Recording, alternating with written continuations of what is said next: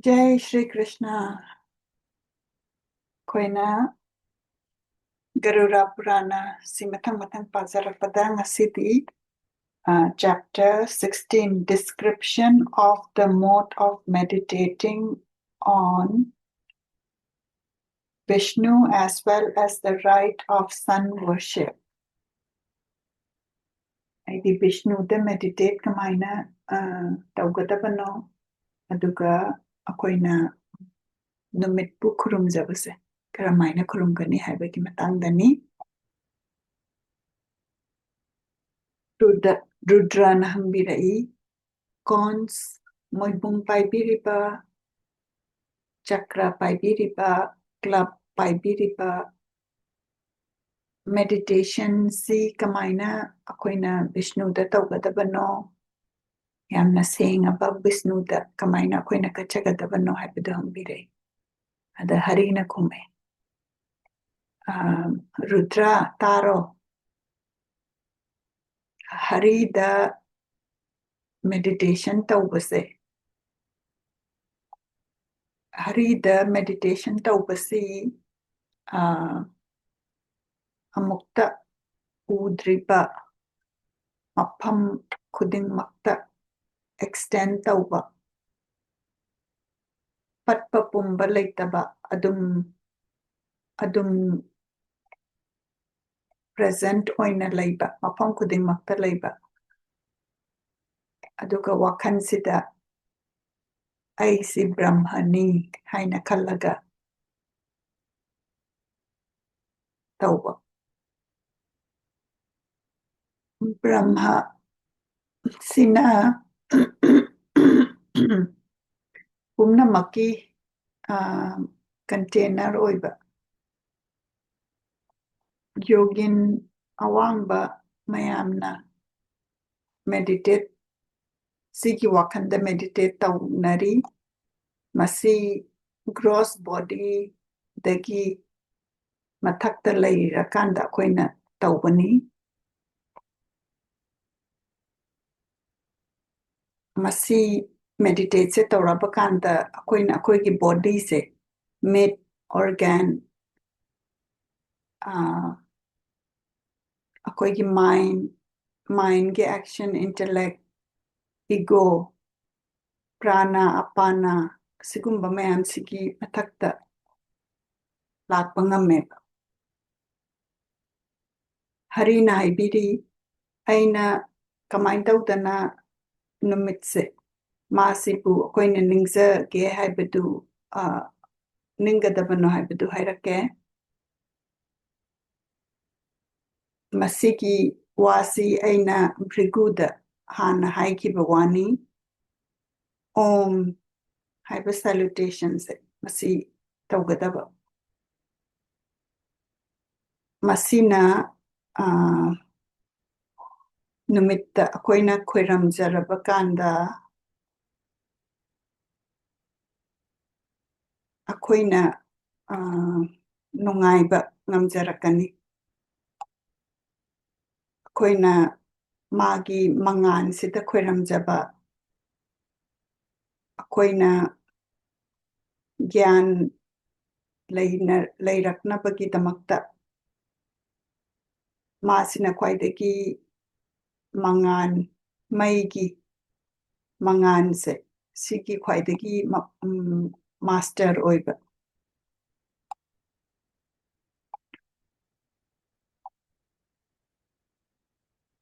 mana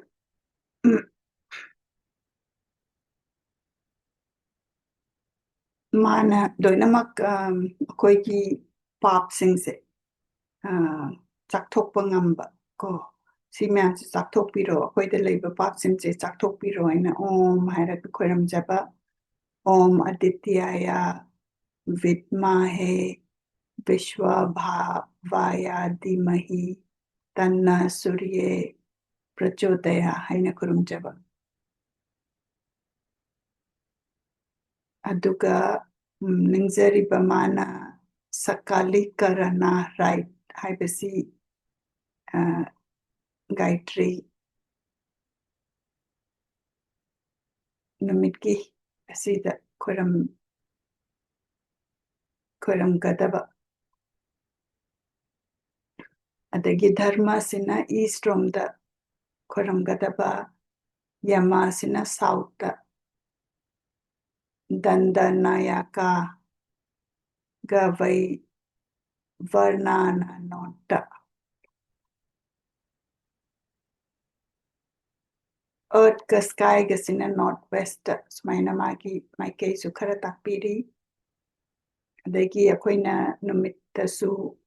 ꯈꯣꯏꯔꯝꯖꯔꯤ ꯅꯨꯃꯤꯠꯁꯤꯗꯅ ꯃꯥꯁꯤꯅ star ꯃꯌꯥꯝꯒꯤ ꯂꯣꯔꯗ ꯑꯣꯏꯕ ꯑꯗꯒꯤ ꯄ꯭ꯔꯤꯊꯤꯕꯤꯗ ꯈꯣꯏꯔꯝꯖꯕ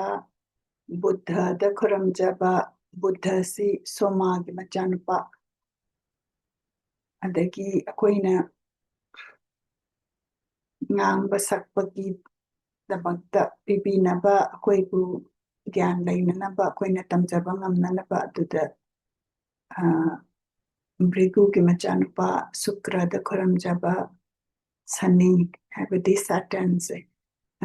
ꯅꯨꯃꯤꯠꯀꯤ ꯃꯆꯥꯅꯨꯄꯥꯗ ꯈꯣꯏꯔꯝꯖꯕ ꯔꯥꯍꯨꯗ ꯈꯣꯏꯔꯝꯖꯕ ꯀꯦꯇꯨꯗ ꯈꯣꯏꯔꯝꯖꯕ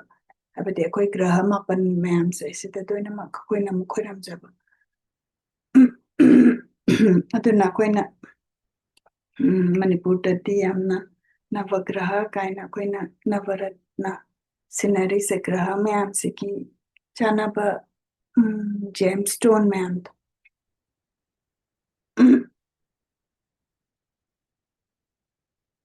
ꯑꯗꯒꯤ ꯑꯩꯈꯣꯏꯅ ꯃꯥꯏꯀꯩ ꯈꯨꯗꯤꯡꯃꯛꯁꯦ ꯁꯤꯗ ꯈꯣꯏꯔꯝꯖꯒꯗꯕ ꯑꯗꯒꯤ ꯑꯩꯈꯣꯏꯅ ꯕꯨද්ධꯗ ꯈꯣꯏꯔꯝꯖꯒꯗꯕ ꯑꯗꯒꯤ ꯑꯩꯈꯣꯏꯅ ꯋꯥꯔꯜꯁꯤꯒꯤ ꯈ꯭ꯋꯥꯏꯗꯒꯤ ꯃꯄꯨ ꯑꯣꯏꯕꯤꯔꯤꯕ ꯃꯥꯕꯨ ꯁꯒꯣꯜ ꯇꯔꯦꯠꯅ ꯇꯣꯡꯍꯜꯂꯒ ꯄꯨꯕꯤꯕ ꯃꯈꯨꯠ ꯃꯔꯤ ꯄꯥꯟꯕ ꯃꯥꯁꯤꯅ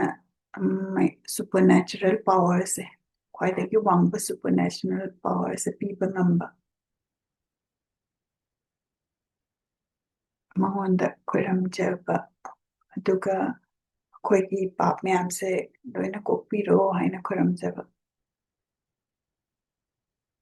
ꯁꯨꯃꯥꯏꯅ ꯇꯧꯗꯅ ꯑꯩꯈꯣꯏꯅ ꯅꯨꯃꯤꯠꯀꯤ ꯂꯥꯏꯁꯦ ꯑꯩꯈꯣꯏ ꯁꯨꯃꯥꯏꯅ ꯈꯣꯏꯔꯝꯃꯀꯥꯟꯗ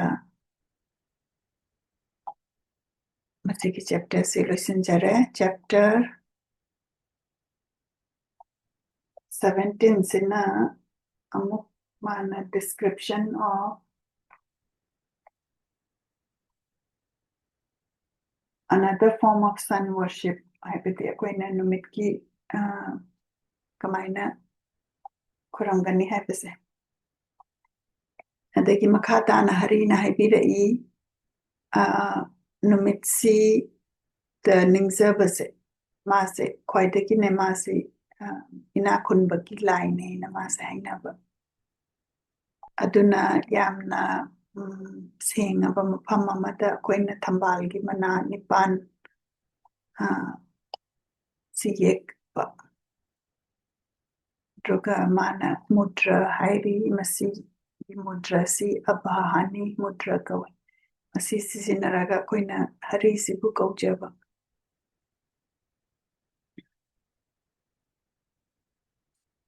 ꯑꯗꯨꯒ ꯑꯩꯈꯣꯏꯅ ꯉꯁꯥꯏꯒꯤ ꯌꯦꯛꯏꯕ ꯂꯥꯏꯁꯤꯒꯤ ꯃꯌꯥꯏꯁꯤꯗ ꯅꯨꯃꯤꯠ ꯌꯦꯛꯑꯒ ꯑꯩꯈꯣꯏꯅ ꯏꯁꯤꯡ ꯆꯥꯏꯕ ꯑꯗꯒꯤ ꯃꯥꯁꯤ ꯃꯩꯒꯤ ꯂꯥꯏꯒꯤ ꯐꯝꯐꯝꯗꯨꯗ ꯐꯝꯍꯟꯕꯤꯕ ꯃꯁꯤ ꯅꯣꯔꯠ ꯏꯁꯀꯤ ꯍꯦꯠꯇ ꯍꯥꯏꯔꯤ ꯑꯗꯒꯤ ꯙꯔꯃ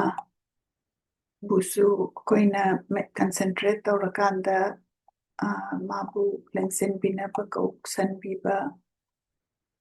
ꯃꯁꯤꯅ ꯅꯣꯔꯠ ꯋꯦꯁꯇ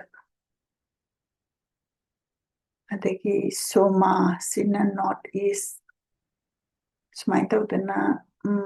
ꯑꯗꯒꯤ ꯁꯣꯃꯥꯒꯤ ꯃꯆꯥꯁꯤꯅ east ꯕ꯭ꯔꯤꯍꯁꯄꯇꯤꯅ ꯁꯥꯎꯠꯇ Dhanavasna southwest Sanina Varunana leiba mafam corner duda. Dagi Ketu sina northwest Rahu sina Kuvera leiba mafamda. Adagi numit taraga nithoi se Bhagya Surya Aryama Mitra Varuna Savita Datta Vivaswan Dwasta Pussa Indra Vishnu si ma'am si Panbirami adagi masida mumai magi deity sida Jaya Vijaya Jayanti Aparajita Sesha Vasuki Nagas ma'am ko si ma'am Panbirami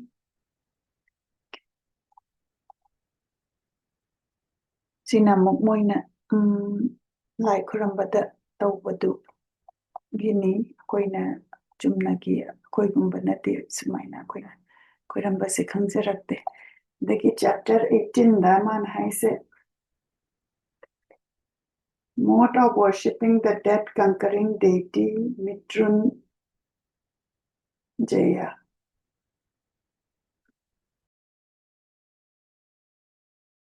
asiba bungamba adugumba lai do mana koiramba sigi matangda mu haibiri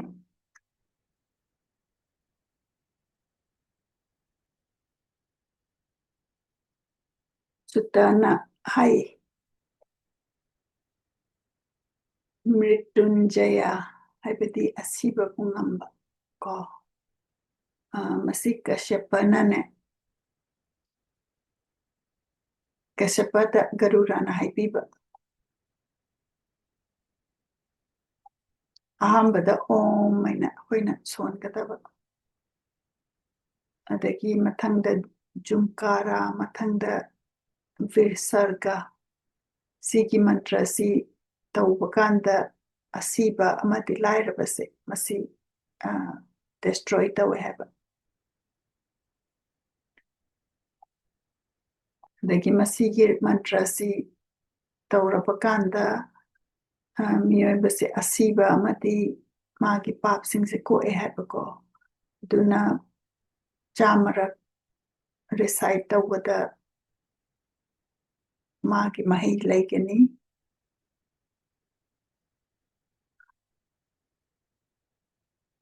dagi chamaga nipan rak tawbase ahum period ahumda asina magi siba amati magi enemy se masi defeat tawbangamgani dagi masida meditate tawrabakanda koina lai sida koina meditate tawise mase thambala ngobada phammakanda ana mangon pipirakpada adugi lai image to aduga mana protect tawgani haina adumaina koina khanjarakanda ningzaba Lord of Ambrosia aduga Goddess of Ambrosia hai ko mana sida Ambrosia is a gay no isem tangyan kaminasi Ambrosia haipati amrita haiba season nectar of immortality dumaina haibirami aduna immortality pipiba goddess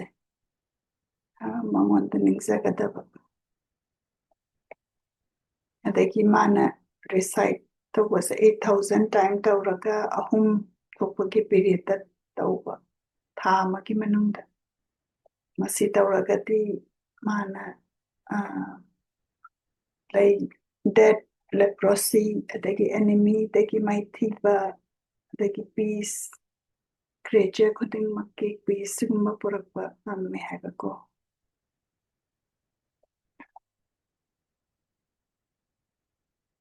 Dagi mana phasana phammaga lai temple da dagi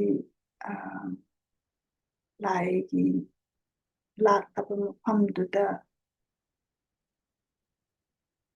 makhong makut phasana hamaga chin maya phasana tengthoba kanda yujaraba kanda adagi masida katkadaba mayamse toinamak koina katpa ko adagi mai chananaba thaknanaba ising mudra recitation tauba meditation tauba adagi khoiramba sangna lebak thengaga khoiramba adagi magi maramda ishwargi maramda isai sakpa adagi musical instrument yauba adagi lai da koiba adagi akoina khoiramjaba mantra tauba adagi ghi katpa sigumba mayamsi haibire adagi ma monda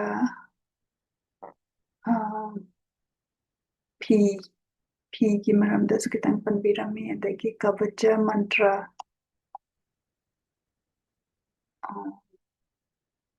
adagi akoina sor sanabagi pranayama se akoina masimasu practice taubiba adagi purification rite of pinda ko pinda akoigi ancestors singi adugumba perform taugadaba adagi maida katpa atai mantra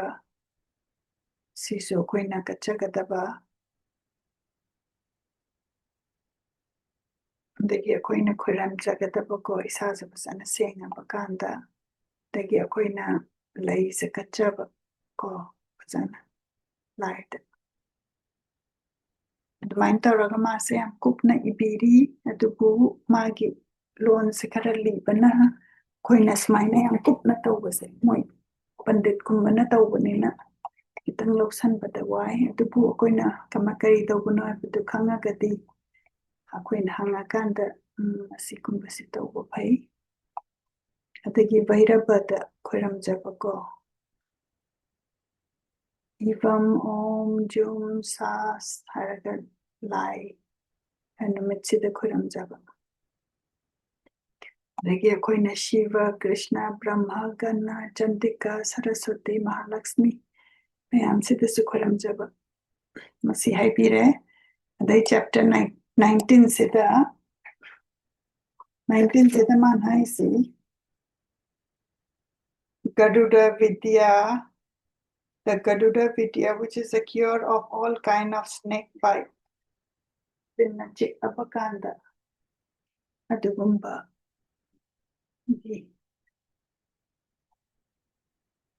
Adumana linna chikpagisi chapter 19 ga 20 ga ani maksida haibire adun linna chikpagisi matangda pazarage. Nasikiti matanga sida loisinjarage. Jai Shri Krishna.